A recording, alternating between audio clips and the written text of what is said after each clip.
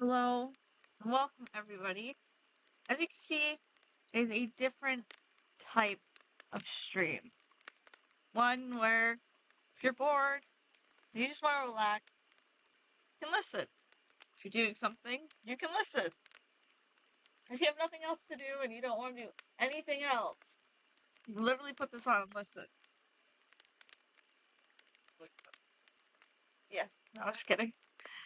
So, without further ado, we will be reading a book by Jim Butcher called Stormfront. Is the first book of the Dresden Files series. So, let's get down to it. Chapter 1. I heard the mailman approach my office door, half an hour earlier than usual. He didn't sound right. His footsteps fell more heavily, jauntily, and he whistled. A new guy. He whistled his way to my office door, then fell silent for a moment. Then he laughed. Then he knocked. I winced. My mail comes to the mail slot unless it's registered. I get a really limited selection of registered mail, and it's never good news. I got up out of my office chair and opened the door. The new mailman, who looked like a basketball with arms and legs and a sunburned balding head, was sorry, was chuckling at the sign of the door glass. He glanced at me and hooked a thumb towards the sign. You're kidding, right? I read the sign. People changed occasionally, and shook my head. No, I'm serious. Can I have my mail, please? So, like parties, shows, stuff like that then? Oh, not then, but that. He looked past me as though he expected to see a white tiger, or possibly some skimpily clad assistant prancing around my one-room office. I sighed, not in the mood to get mocked again, and reached for the mail he held in his hand. No, not like that. I don't do parties. He held on to it, his head tilted curiously. So what? Some kind of fortune teller? Cards and crystal balls and things? No, I told him. I'm not a psychic. I tugged at the mail. He held on to it. What are you then? What does the sign say on the door? It says Harry Dresden Wizard. That's me, I confirmed. An actual wizard? He asked, grinning as though I should let him in on what? Let him in on the joke. Spells and potions, demons and incantations, subtle and quick to anger? Not so subtle. I jerked the mail out of his hand and looked pointedly at his clipboard. I signed for my mail, please. The new mailman's grin vanished, placed with a scowl. He passed over the clipboard to let me sign for the mail, another late notice from my landlord, and said, You're a nut. That's what you are. He took the clipboard back and said, You have a nice day, sir. I watched him go. Typical, I muttered, and shut the door. My name is Harry Blackstone Copperfield Dresden. Conjure by it. Conjure by at your own risk. I am a wizard. I work out of an office in Midtown Chicago. As far as I know, I'm the only opening practicing professional wizard in the country. You can find me in the yellow pages under wizards. Believe it or not, I'm not the only one there. My ad looks like this. Harry Dresden, wizard. Lost items found. Paranormal investigations. Consulting. Advice. Reasonable rates. No love potions. Endless piracies. Parties. Other entertainment. You'd be surprised on how many people call just to ask me if I'm serious. But then, you see the things I'd seen. If you knew half what I knew, you'd wonder how anyone could not think I was serious. The end of the 20th century and the dawn of the new millennium had seen something of a renaissance in the public awareness of the paranormal. Psychics, hauntings, vampires, you name it. People still didn't take them seriously, but all the things science had promised us hadn't come to pass. Disease was still a problem, starvation was still a problem, violence and crime and war were still problems. In spite of the advance of technology, things just hadn't changed the way everyone had hoped and thought they would. Science, the largest religion of the 20th century, had become somewhat tarnished by images of exploding space shuttles, crack babies, fuck, and a generation of Jesus, complicated Americans who had allowed the television to raise their children. People were looking for something. I think they just didn't know what. And even though they were once again starting to open their eyes to the world of magic and the arcane that had been with them all the while, they still thought it must be some kind of joke. Anyway, it had been a slow pair of months actually. My rent from February didn't get paid until the 10th of March, and it looked like it might be even longer until I got caught up for this month. My only job had been the previous week when I'd gone down to Branson, Missouri to investigate a country singer's possibly haunted house. It hadn't been. My client hadn't been happy with that answer and had been even less happy when I suggested he lay off any of the intoxicating substances and try to get some exercise and sleep and see if that didn't help things more than an exorcism. I'd gotten travel expenses plus an hour's pay and gone away feeling I had done the honest, righteous, and impractical thing. I heard later that he hired a shyster psychic to come in and perform a ceremony with a lot of incense, black lights. Some people. I finished up my paperwork and tossed it into the done box. There was a pile of red and discarded paperbacks in a cardboard box on the side of my desk. The spines bent and the pages mangled. I'm terribly hard on books. I was eyeing the pile of unread books, considering which to start next, given that I had no real work to do. My phone rang. I stared at it in somewhat surly fashion. We wizards are terrified at brooding. Terrific at brooding. After the third ring, when I thought I wouldn't sound a little too eager, I picked up the receiver and said, Dresden. Oh, is this, Harry Dresden, the, wizard? Her tone was apologetic, as though she was terribly afraid she would be insulting me. No, I thought. It's Harry Dresden, the, lizard. Harry the wizard is the one, is one door down. It is the prerogative of wizards to be grumpy. It is not, however, the prerogative of freelance consultants who are late on their rent, so instead of saying something smart, I told the woman on the phone, yes, ma'am, how can I help you today? She said, I'm not sure. I lost something, I think maybe you could help me. Finding lost articles is a specialty, I said. What would I be looking for? There was a nervous pause. My husband, she said.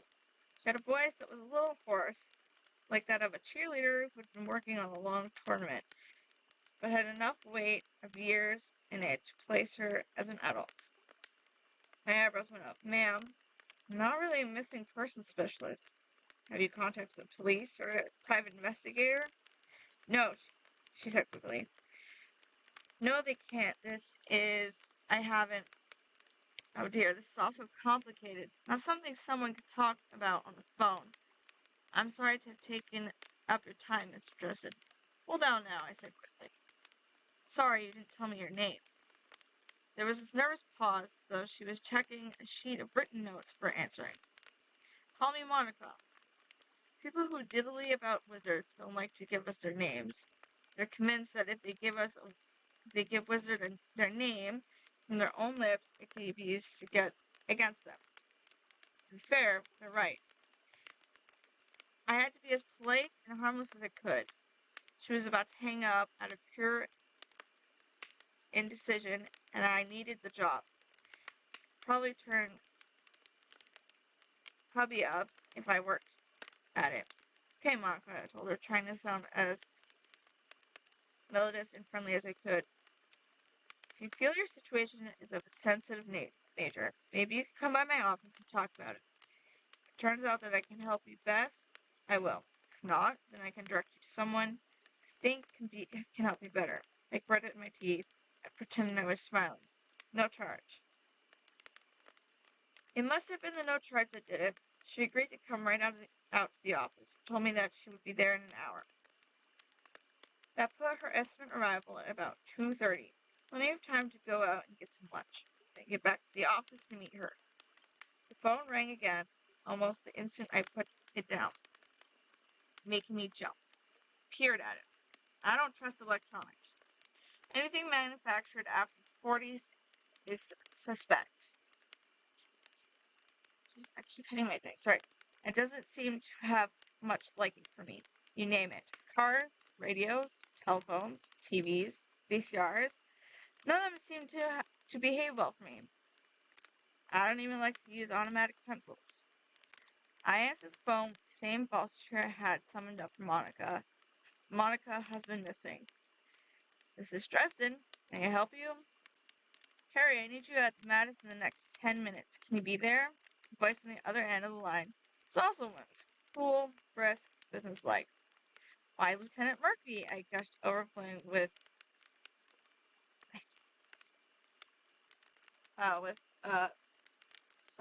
sarcasm. It's good to hear from you too. It's been so long. Oh, they're fine. And your family? Save it, Harry. I've got a couple of bodies here, and I need you to take a look around. I sombered immediately. Karen Murphy was the director of special investigations out of downtown Chicago, a de facto appointee of the police commissioner to investigate any crimes dubbed unusual.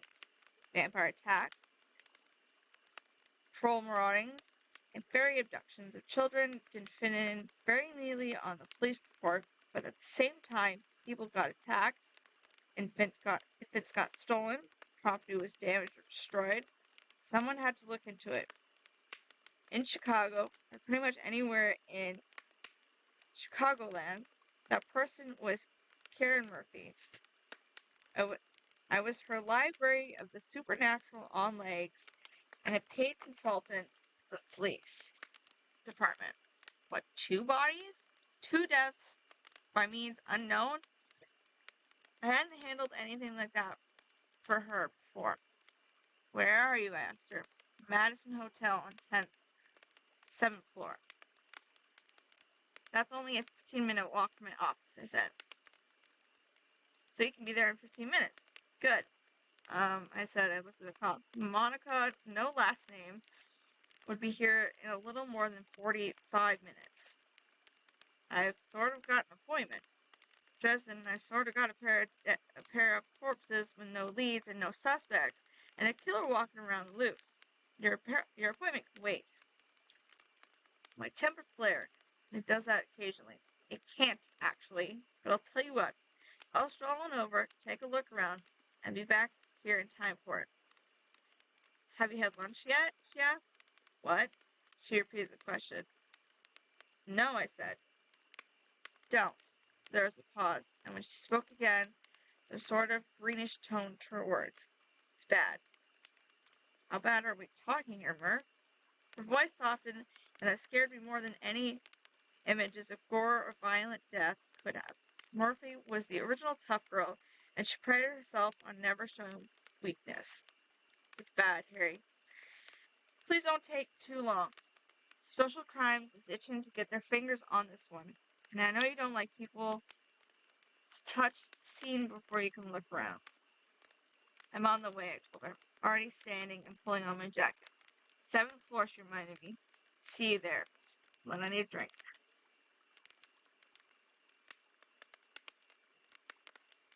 Sorry, that was gross.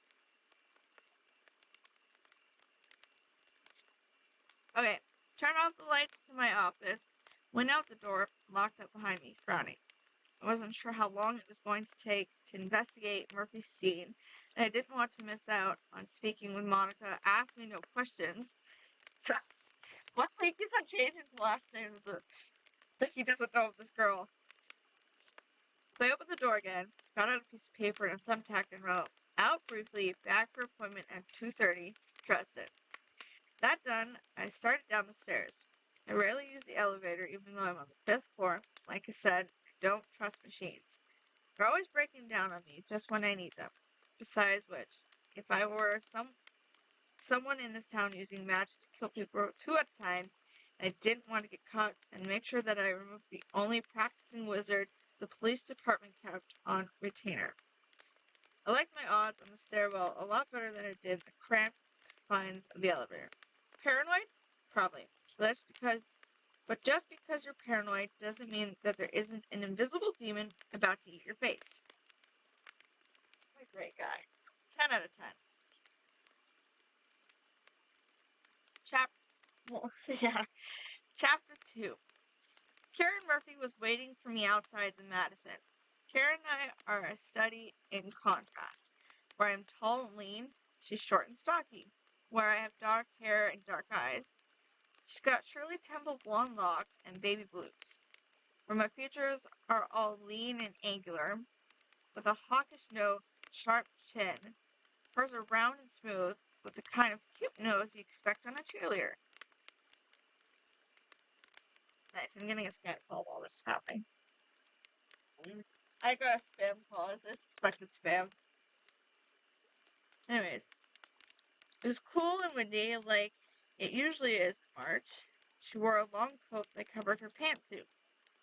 Murphy never wore dresses, though I suspect she'd have muscular, well-shaped legs like a gymnast. She was built for function and had a pair of trophies in her office from Aikido tournaments to prove it. What is that? Aikido tournaments? I don't know what Aikido is. Okay, cool. Yeah. Her hair was cut in a shoulder length and whipped out widely in the spring wind. She wasn't wearing earrings, and her makeup was of sufficient quality and quantity that it was tough to tell if she had any on at all. She looked more like a favorite aunt or a cheerful mother than a hard-bitten homicide detective. Don't you have any other jackets, Dresden? She asked as it came within hailing distance. There were several police cars parked illegally in front of the building. She glanced at my eyes for half a second and then away quickly. I had to give her credit, as more than most people did. It wasn't really dangerous unless you did it for several seconds, but I was used to anyone who knew I was wizard making it a point not to glance at my face. I looked down at my black canvas duster with its heavy mantling and waterproof lining and sleeves actually long enough for my arms. What's wrong with this one? It belongs in the set of El Dorado. And she snorted. An indelicate sound for so small a woman, and she spun on her heel to walk towards the hotel's front doors. I caught up and walked a little ahead of her. She sped her pace. So did I. We raced one another toward the front door with increased speed through the puddles of leftovers from last night's rain. My legs were longer. I got there first. I opened the door for her and gallantly gestured for her to go in. It was an old contest of ours. Maybe my values are outdated, but I come from an old school of thought. I think that men ought to treat women like something other than just shorter, weaker men with breasts. Try and convict me if I'm a bad person who thinks so. I enjoy treating a woman like a lady, opening doors for her, paying for shared meals, giving flowers, all that sort of thing. It irritates the hell out of Murphy, who had to fight and claw and play dirty with the hairiest men in Chicago to get as far as she has. She glared up at me while I stood there, holding open the door. There was a reassurance about the relaxation. She took an odd sort of comfort in our ritual annoying as she usually found it. How bad was it up on the 7th floor anyway? We rode the elevator in sudden silence. We knew one another well enough by this time that the silences were not uncomfortable. I had a good sense of Murphy and an instinctual grasp for her moods and patterns of thought. Something I developed whenever I'm around someone for any length of time. Whether it's natural talent or a supernatural one, I don't know. My instincts told me that Murphy was tense, stretched as tight as piano wire. She kept it off her face. There was something about the set of her shoulders and neck, the stiffness of her back, that made me aware of it. Or maybe I was just projecting it onto her. The confines of the elevator made me a bit nervous. I licked my lips and looked around the interior of the car. My shadow and Murphy's fell on the floor, and it almost looked as though they were sprawled there. There was something about it that bothered me, a nagging little instinct that I blew off as a case of nerve. Steady, Harry. She let out a harsh breath just as the elevator slowed, then sucked in another one before the doors could open, as though she were planning on holding for it as long as we were on the floor and breathing only when she got back in the elevator again. Blood smells a certain way, a kind of sticky, almost metallic odor, and the air was full of it when the elevator's door opens. My stomach quailed a little bit, but I swallowed manfully and followed Murphy out of the elevator and down the hall past a couple of uniformed cops, who recognized me and waved me past without asking to see the little laminated card the city had given me. Granted, even in a big city department like Chicago PD, they didn't exactly call a horde of consultants. Went down paperwork as psychic consultants, I think. But still, a professional of the boys blue. Murphy pressed me into the room. The smell of blue grew thicker. Blood grew thicker. I think I said blue, which is wrong.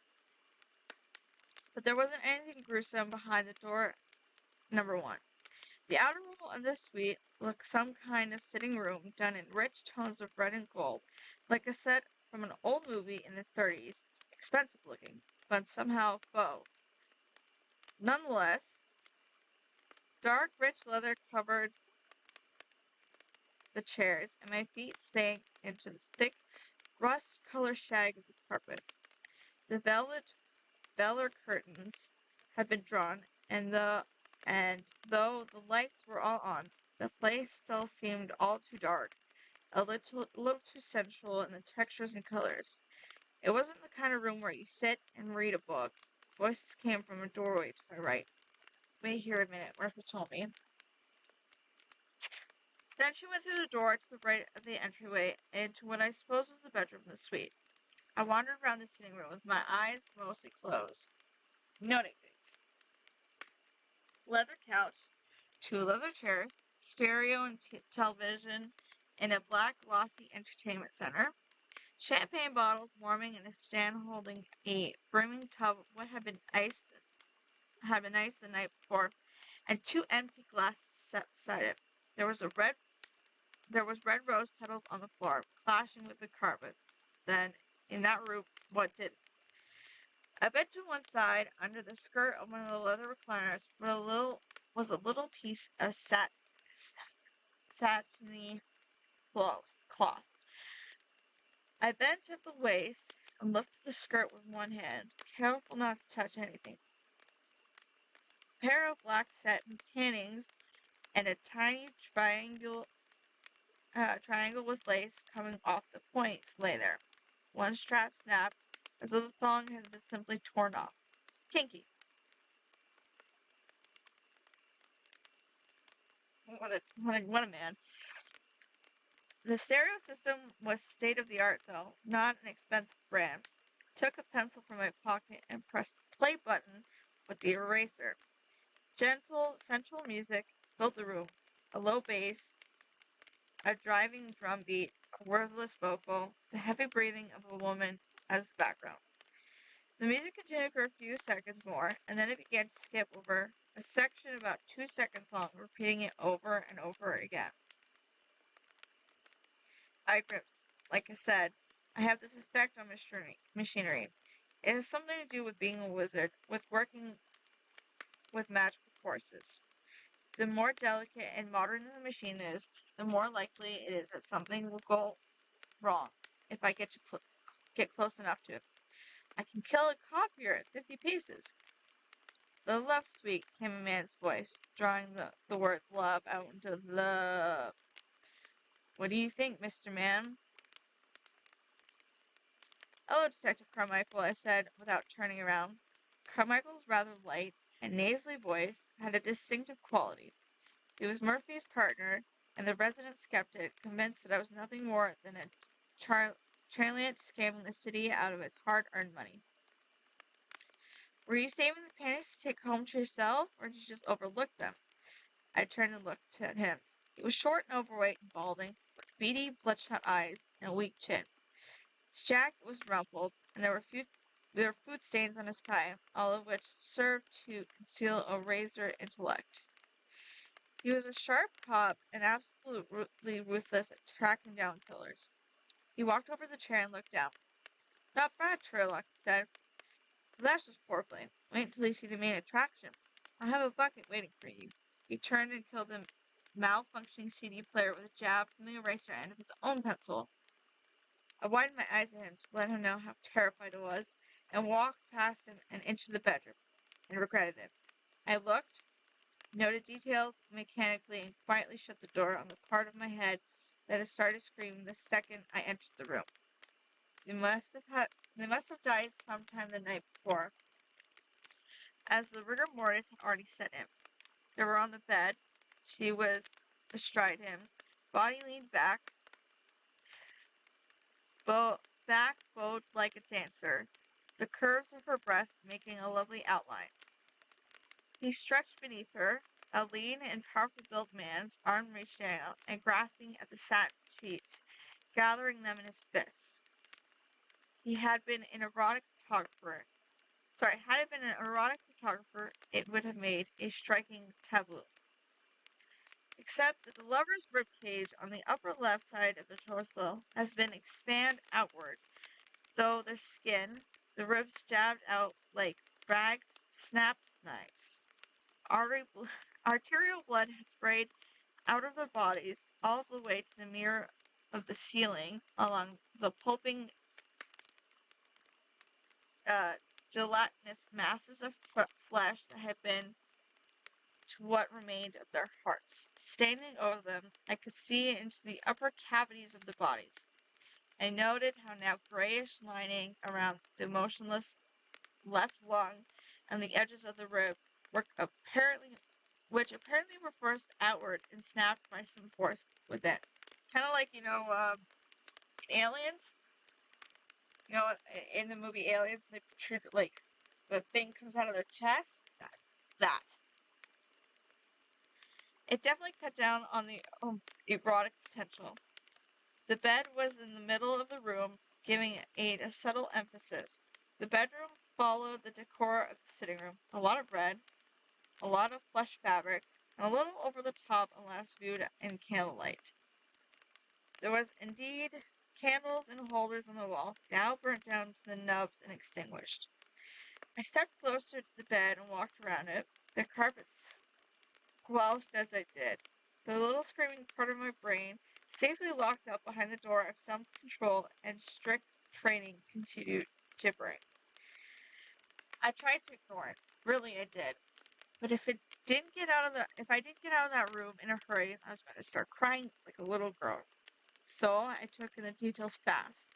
The woman was in her 20s in fabulous condition. At least I thought she had been. It was hard to tell. She had hair the color of chestnut, cut in a page boy style, and it seemed dyed to me.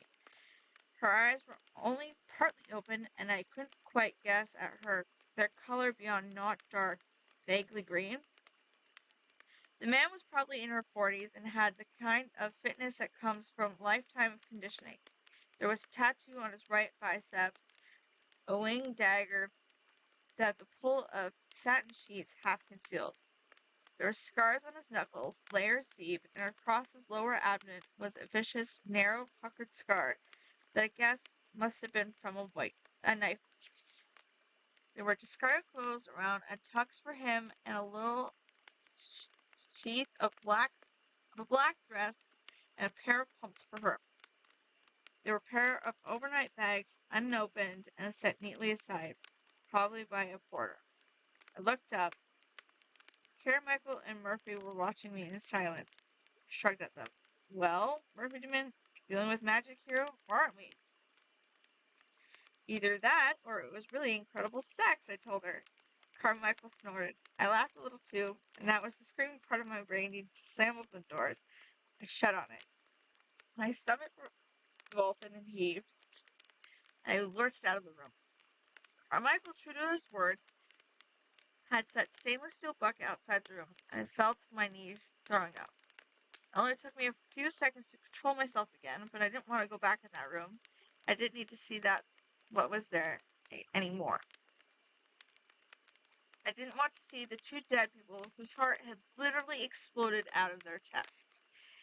And someone had used magic to do it. They had used magic to wreak harm on another, violating the first law. The White Council was going to go into collective apoplexy. This hadn't been the act of. Hold on, I need a drink before I finish this sentence. I haven't really talked this much. I don't really read out loud, so.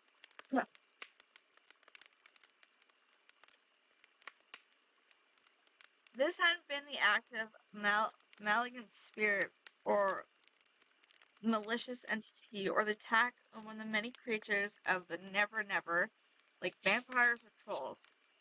This had been the predicament and deliberate act of a sorcerer, wizard, a human being able to tap into the fundamental energies of creation and life itself. It was worse than murder. It was twisted, wretched provision as though someone had bludgeoned another person to death with a botticelli turned something of beauty to act of utter destruction. If you've never touched it, it's hard to explain. Magic is created by life, and most of all, by the awareness, intelligence, emotions of human beings. To end such a life with the same magic that was born from it was hideous. Almost insidious somehow. Why would you put that emoji like that? That's such a bad emote to say it. The first was so bad. Bad timing, but kind of funny. Born from was hideous, almost insidious somehow. I sat up again and was breathing hard, shaking and tasting the bile in my mouth, when Murphy came back out of the room with Carmichael. All right, Harry, let's have it. What do you see happening here? I took a moment to collect my thoughts before answering. They came in, they had some champagne, danced for a while, made out over there by the stereo, then went to the bedroom. They were in there for less than an hour. It hit them when they were getting to the high point. Less than an hour? How do you figure? CD was only an hour and 10 long. There's a few minutes for dancing and drinking, and they were in the room. Was the CD playing when they found them? No, Murphy said. They haven't set up on loop. Figured they wanted music just to make things perfect, given the room and all. Carmichael grunted sourly. Nothing we hadn't already figured out for ourselves, he went to Murphy. He better come up with more than this. Murphy shot Carmichael a look and said, Shut up. That said, shut up. And said softly, I need more, Harry. I ran one of my hands over my hair. There's only two ways anyone could have managed this. The first is by evocation. What? Evocation, thank you. Evocation is the most direct, spectacular, and noisy form of expressed magic or sorcery. Explosions, fire, that sort of thing. But I doubt is evocation. An evocator did this. Why? Murphy demanded. I heard her pencil scratching on the notepad she always kept with her. Because you have to be able to see or touch where you want your effect to go, I told her. Line of sight only. The man or woman would have to be there in the room with them. Tough to hide forensic evidence with something like that. And anyone who was skilled enough to pull off a spell like that would have had the sense to use a gun instead. It's easier. What's the other option? Murphy said. This is a word I've never. What is? So is that word? Thaumaturgy. Thaumaturgy? Thaumaturgy. A word. Is it even an actual word?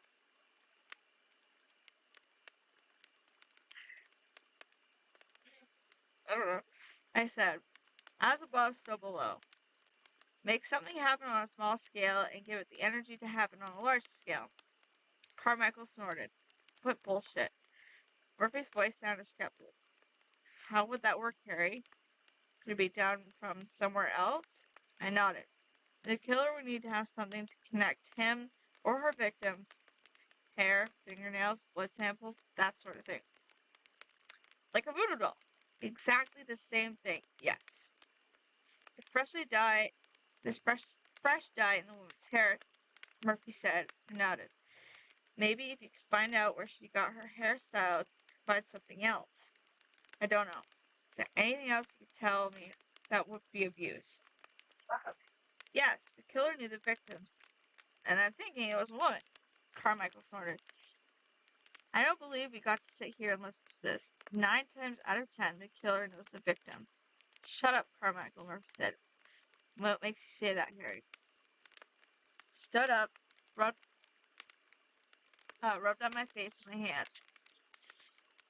The way magic works, whenever you do something with it, it comes from inside you. Wizards have to focus on what they're trying to do, visualize it, believe in it to make it work. You can't make something happen that isn't part of you inside. The killer could have murdered them both and made it look like an accident, but she did it this way. To get it done this way, she would have had to want them dead for very personal reasons, to be willing to reach inside them like that. Revenge, maybe? Maybe you're looking for a lover or a spouse. Also, because of when they did it, in the middle of sex, it wasn't a coincidence. Emotions are kind of channel for magic, a path that can be used to get to you. She picked a time when they'd be tough together and be charged up with lust. She got samples to use as a focus. She planned it out she planned it out in advance. You don't do that to strangers. Crap, Carmichael said. But this time it was more of an absent-minded curse than any directed at me. Murphy glared at me. You keep saying she, challenged me. Why the hell do you think that? I gestured towards the room. Because you can't do something that bad without a whole lot of hate, he said. Women are better at hating than men. They could focus it better, let it go better. Hell, witches are just plain meaner than wizards. This feels like feminine vengeance of some kind to me. But a man could have done it, Murphy said. Well, I hedged.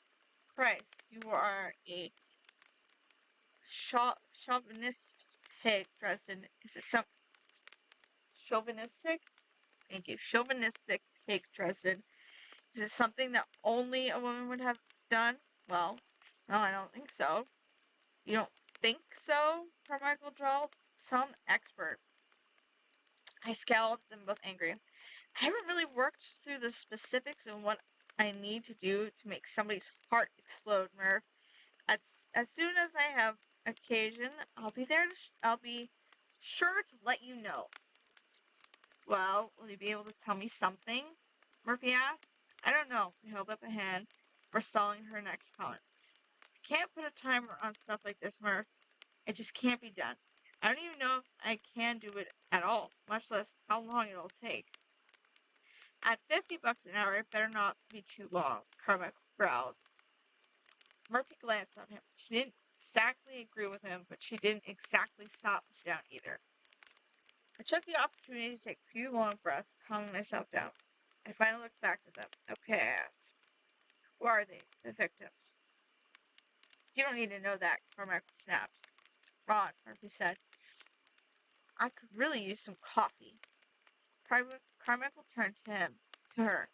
He wasn't tall, but he all but loomed over Murphy. Oh, come on, Murph. This guy's jerking your chain. You don't really think he's going to be able to tell you anything worth hearing, do you? Murphy regarded her partner's sweaty, beating eyed face with sort of frosty hauteur. She's hauteur. Tough to pull off someone 6 inches taller than she. No cream, 2 sugars. Damn it, Carmichael said. He shot me a cold glance, but didn't quite look at my eyes, and jammed his hands into his pants pockets and stalked out of the room. Murphy followed him to the door, her feet silent and shutting it behind him. The sitting room immediately became darker, closer, with a grinning ghoul of its former Shint's intimacy dancing in the smell of the blood and the memory of the 2 bodies in the next room. The woman's name was Jennifer Staton. She worked for the Velvet Room. I whistled. The Velvet Room was the high-priced escort service run by a woman named Bianca. Bianca kept a flock of beautiful, charming, and witty women, pandering them to the richest men in the area for hundreds of dollars an hour. So she's a pimp. Bianca's a pimp? I'm sorry? Bianca's a pimp? She runs the Velvet Room. She's a pimp. Okay, she's a pimp. I'm saying she's a pimp. Here. She's a pimp. Lay down. Bianca sold the kind of female company that most men only see on television and the movies. I also knew that she was a vampire of considerable influence in the Never Never. She had power with a capital P. I tried to explain the Never Never to Murphy before, but she didn't really comprehend it. But she understood that Bianca was a badass vampirist who sometimes squabbled for territory. We both knew that if one of Bianca's girls was involved, then vampires must have been involved somehow too. Murphy cut right to the point. Was this part of one of Bianca's territorial disputes? No, I said. Unless she's having with a human sorcerer, a vampire, even a vamp sorcerer, couldn't have pulled off something like this outside of the Never Never. Could she be at odds with a human sorcerer? Murphy asked. Possibly, but it doesn't sound like her. She isn't that stupid. What I didn't tell Murphy was that the White Council made sure that vampires who trifled with mortal practitioners never lived to brag about it. I don't talk to regular people about the White Council. It just isn't done. Besides, I said, if the human wanted to take a shot at Bianca by hitting her girls, he'd be better off to kill the girl and leave the customer healthy to let him spread the tale and scare off business. Murphy said. She wasn't convinced, but she made notes of what I said. It was the man, I asked her. Murphy looked up at me for a moment and said, Tommy Tom. I blinked at her to let her know she hadn't revealed the mystery of the ages. Who? Tommy Tom, she said. Johnny Marcone's bodyguard. Now it makes sense. Gentleman Johnny Marcone had been the thug to emerge on top of the pile after the Bargassi family had dissolved into internal strife. The police department saw Marcone as a mixed blessing after years of merciless struggles and nobility exchanges with the Bargassis. Gentleman Johnny tolerated no excesses in his organization, and he didn't like freelancing operating in his city. Muggers, bank robbers, and drug dealers were not a part of his organization, somehow always seemed to get ratted out and turned in, or else simply just went missing and weren't heard from again. Marcone was a civilizing influence on crime, and where he operated it was more of a problem in terms of scale than ever before. An extremely shrewd businessman had a battery of lawyers working for him that kept him fenced from the law behind a barricade of deposition and papers and tape recordings. The cops never said it, but sometimes it seemed like they were almost reluctant to chase him. Marcone was better than the alternative anarchy in the underworld. I remember hearing he had an enforcer. I said, I guess he doesn't anymore. Murphy shrugged. So it would seem. So what will you do next? Run down the hairstylist angle, I guess. I'll talk to Bianca and to Marcone, but I can already tell you what they'll tell me. She flicked her notebook closed and shook her head irritated. I watched her for a minute. She looked tired. I told her so. I am tired, she replied. Tired of being looked at like I'm some sort of nutcase. Even Carmichael, my own partner, thinks I've gone over the edge in all of this. The rest of the station thinks so too, I asked her. Most of them just scowl and spin their index finger around their temples when they think I'm not looking, and file my reports without even reading them. The rest are the ones who have run into something spooky out there and they're scared shitless. They don't want to believe in anything they didn't see or Mr. Science when they were kids. Didn't see on Mr. Science. Who the fuck is Mr. Science? Is that their version of Bill Nye the Science Guy?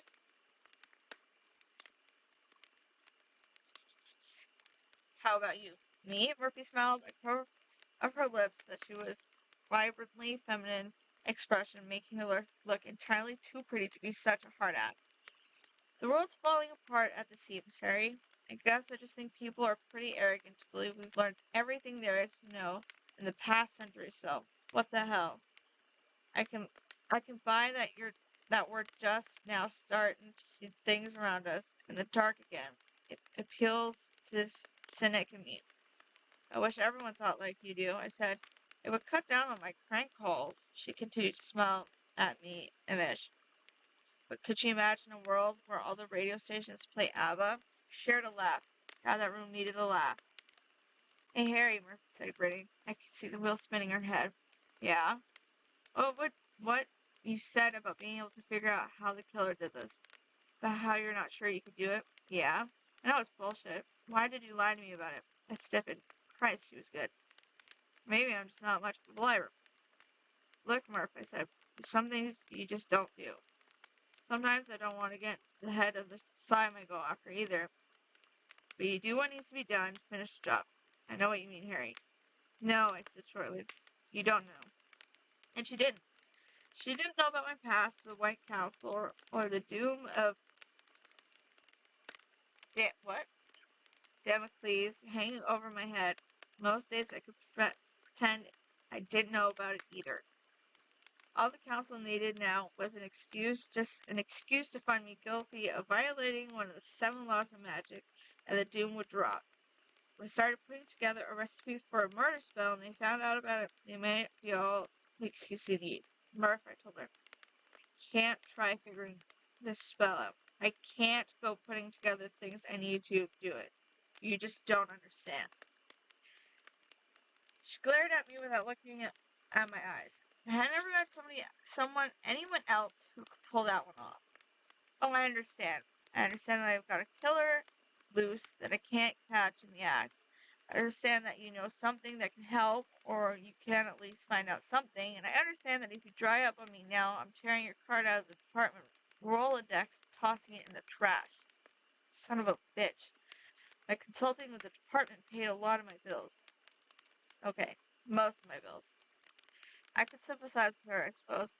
If I was operating in the dark like she was, I'd be nervous as hell too. Murphy didn't know anything about spells, rituals, or talismans, but she knew human hatred and violence all too well. It wasn't as though I was actually going to keep doing any black magic, I told myself.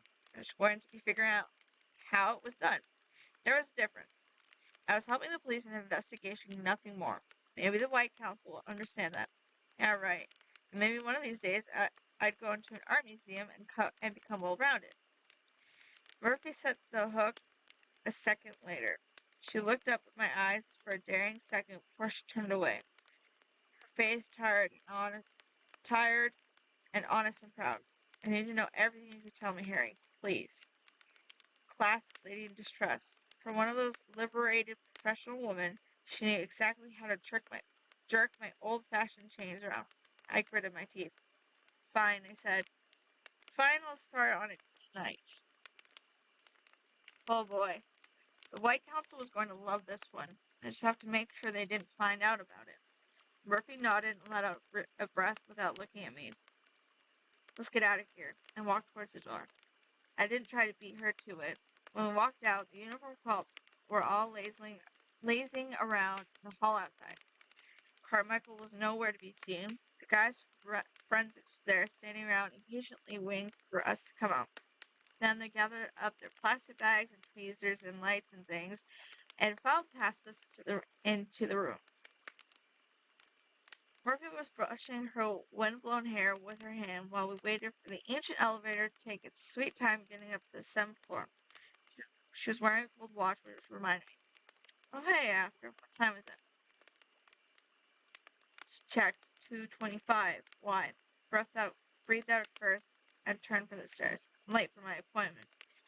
I fairly flew down the stairs. I've had a lot of practice at them after all, and I hit the lobby at a jog. I managed to dodge a porter coming through the front doors with an armload of luggage and swung out onto the sidewalk in a loop. I have long legs that eat a lot of ground.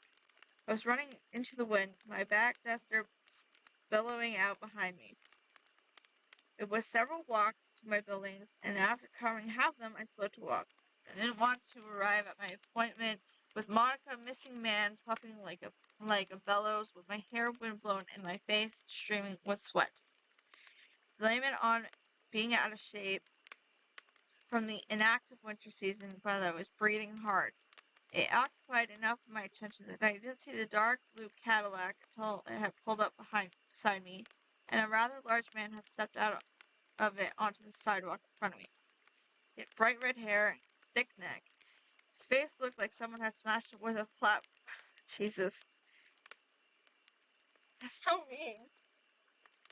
His face looked like someone had smashed it flat with a board repeatedly when he was a baby, except for his jittering eyebrows.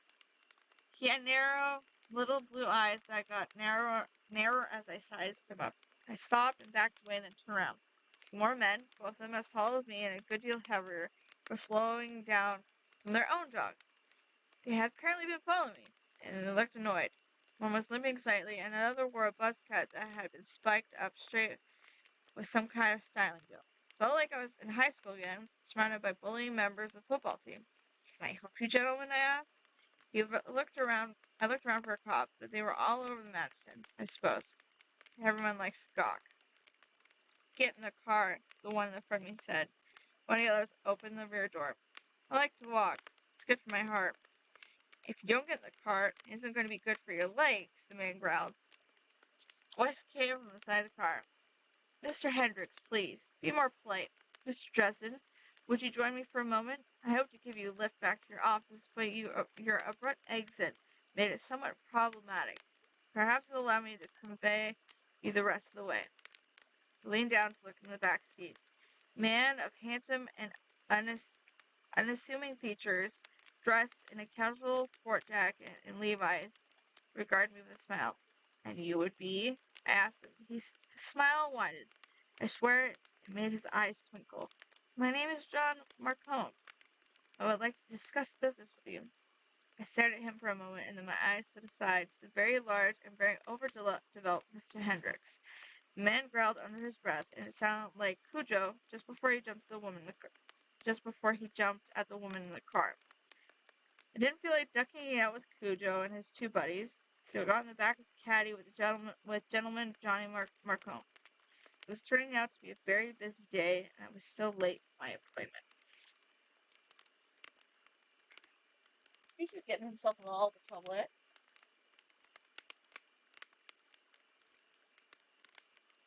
Alright. Chapter 3. Gentleman Johnny Marcone didn't look like the sort of man who would have my legs broken and my jaw wired shut. Salt and pepper hair was cut short, and there were lines from sun and smiling etched onto the corner of his eyes. His eyes were green of well-worn dollar bills. He seemed more like a college football coach, good-looking, tan, athletic, and enthusiastic. The impression was reinforced by the men he kept with him. Cujo Hendricks, hulked like an all-pro player who had been ousted for extreme unnecessary roughness. Cujo got in the car again, glowering at me in the rear-view mirror, then pulled out straight, driving slowly toward my office. The steering wheel looked tiny and delicate in his huge hands, and I made a mental note. Do not let Cujo put his hands around your throat or hand. It almost looked like one of them could manage it. The radio was playing, but as I got in the car, it fouled up, squealing feedback out over the speakers. Hendricks scowled and thought about it for a second. Maybe he had to relay the message through his second brain or something. Then he reached out and fiddled with the knobs before finally turning the radio off. At this rate, I hoped the car would make it all the way to my office. Mr. Dresden, Marcone said, smiling. I understand you work for the police department from time to time. They throw the occasional tidbit my way, I agreed. Hey, Hendricks, you should really wear your seatbelt. Statistics say you're 50 or 60% safer. Cujo growled at me in the rearview mirror again, and I beamed at him. Smiling always seems to annoy people more than actually insulting them. Or maybe I just have an annoying smile. Marcone seemed somewhat put off by my attitude. Maybe I was supposed to be holding my hat in my hand, but I never really liked France Ford Coppola, and I didn't have a godfather. I do have a godmother, and is inevitably perhaps fairy. That's another story. Mr. Dresden, he said, how much would it cost to retain your services? This made me worry. Why would someone like Marcone want for me? My standard fee is $50 an hour plus travel expenses, I told him, but it can vary depending on what you need done. Marcone nodded along with my sentences as if he encouraged me to speak. He wrinkled up his face as if he carefully considered what he would say, and taking my well-being into account, with grandfatherly concern.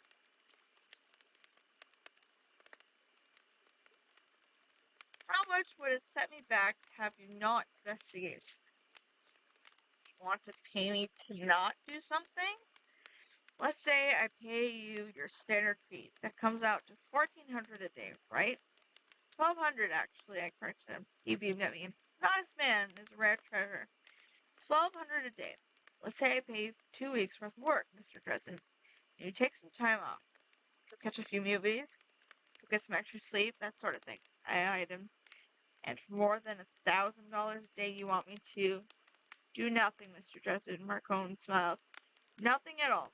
Just relax, put your feet up, stay out of Detective Murphy's way. Aha! Marcone didn't want me looking into Tommy Tom's murder. Interesting. I looked out the window and squinted my eyes as though thinking about it. I've got the money with me, Marcone said. Cash on the spot. Trust you fulfill your end of the deal, Mr. Dresden. You come highly recommended for your honesty. I don't know, John. I'm kind of busy to be accepting any more accounts right now. The car was almost to my office building. The car door was still unlocked. I hadn't worn my seatbelt either, just in case I needed to throw the door open and jump out. See how I think ahead? It's that wizardly intellect and paranoia. Marcone's face smiled faltered. His expression became earnest. Mr. Dresden, I'm quite eager to establish a positive working relationship here. If it's the money, I can offer you more. Let's say double your usual fee. He steepled his hand in front of me as he talked, half turned towards me. My God, I kept expecting him to tell me to go out there and win one for the Gipper. He smiled. How does that sound? It isn't the money, John, I told him, and lazily locked my eyes onto his. Just don't think it's going to work out. To my surprise, he didn't look away.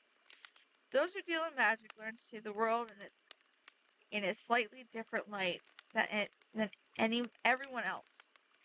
You can gain a perspective you had never considered before, a way of thinking that would just never have occurred to you without exposure to things a wizard could see and hear.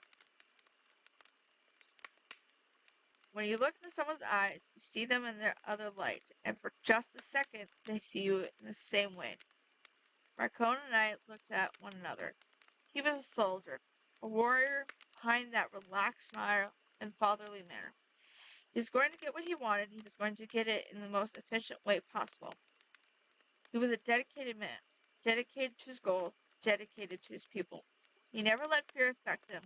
He made a living on human misery and suffering, peddling in drugs and flesh and stolen goods, but he took steps to minimize suffering because it was simply the most efficient means of running his business. He was furious over Tommy Tom's death, a cold and practical kind of fury that his rightful dominion had been invaded and challenged. He intended to find those responsible and deal with them in his own way, and he didn't want the police interfering. He had killed before, and would again, and it would all mean nothing more to him than a business transaction, paying for the groceries in the checkout line. It was a dry and cool place inside gentleman Johnny Marcone's, except for one dimmer corner. There, hidden away from his everyday thoughts, there lurking a secret shame. I couldn't quite see what it was, but I knew that somewhere in the past there was something that he would give anything to undo, would spill blood to erase. It was from that dark place that he drew his resolve, strength. That was the way I saw him when I looked inside past all his pretenses and defenses.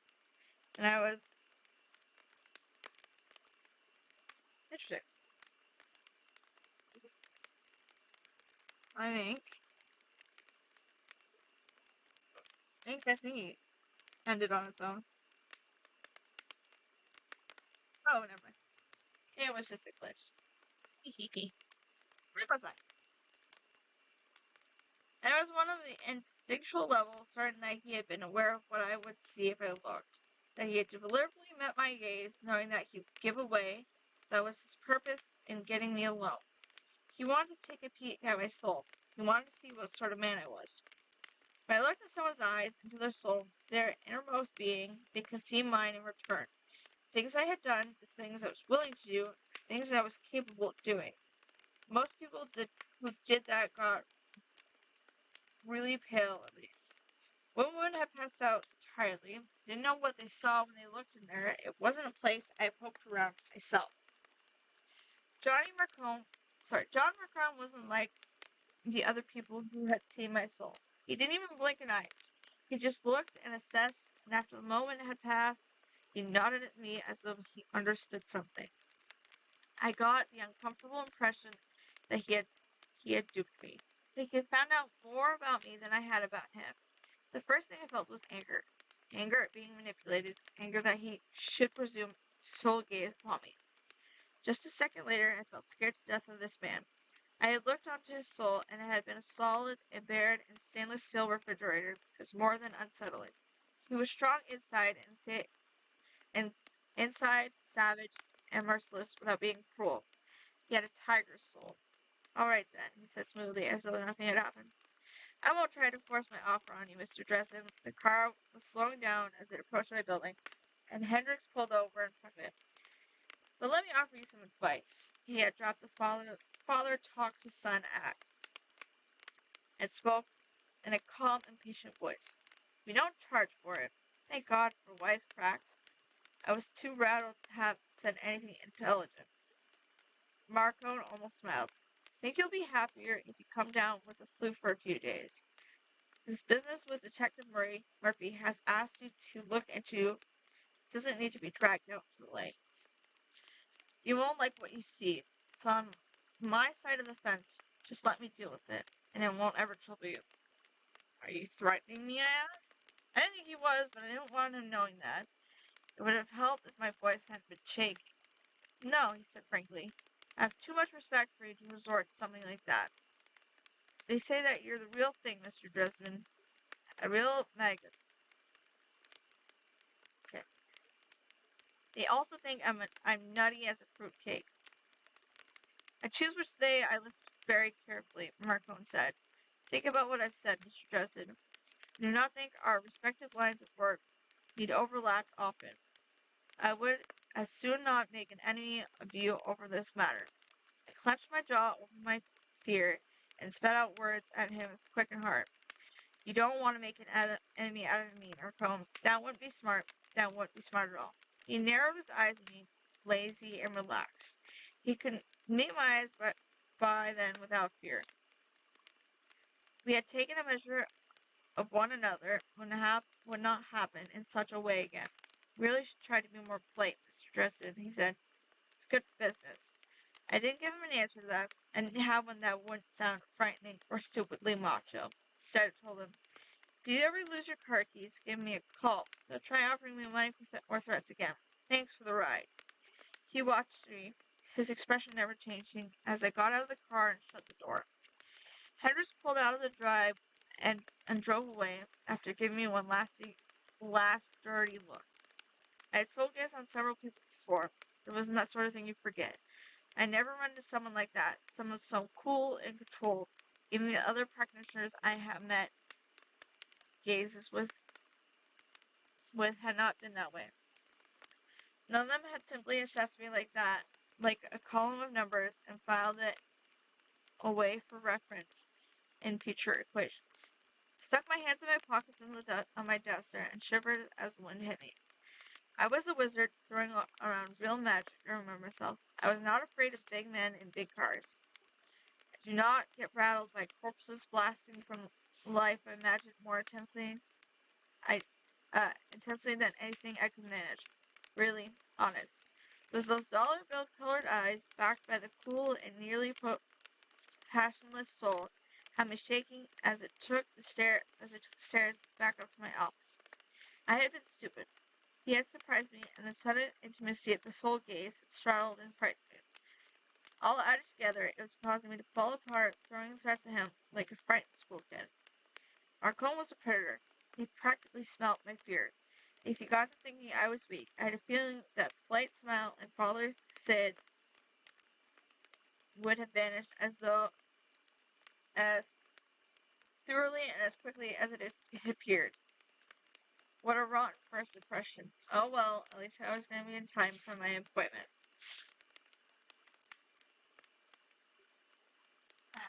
Alright. We're going to stop here at chapter 4 and we will pick it up another day. Thank you so much for joining. And I hope to see you guys next time. Bye-bye.